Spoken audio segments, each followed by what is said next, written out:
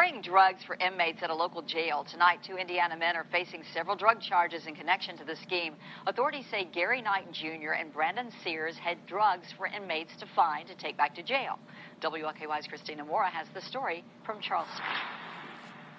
This training facility for the Clark County Sheriff's Office is where certain inmates could come to do a supervised work program. Deputies believe those 2 men who were arrested dropped off drugs and other items here for inmates to pick up. 4:30 Thursday morning, deputies on Highway 62 in Charlestown made a traffic stop on a car that was pulling out of the training facility.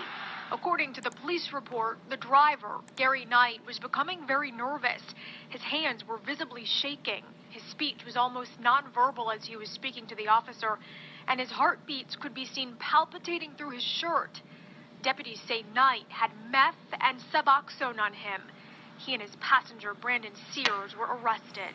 Upon interviewing him, they kind of admitted to dropping drugs off at our training center facility and drew a map, which time we went back and located those cell phones and drugs.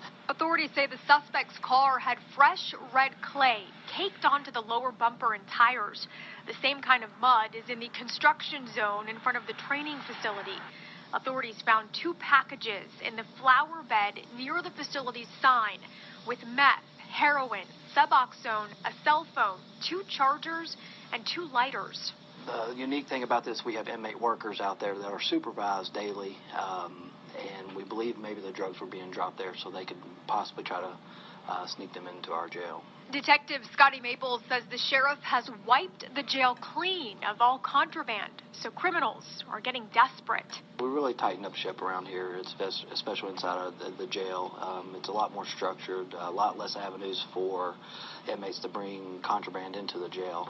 The sheriff has suspended that supervised inmate work program while authorities evaluate how the program works. In Charlestown, Christina Mora, WLKY News. Detectives say one of the suspects was recently part of the supervised work program.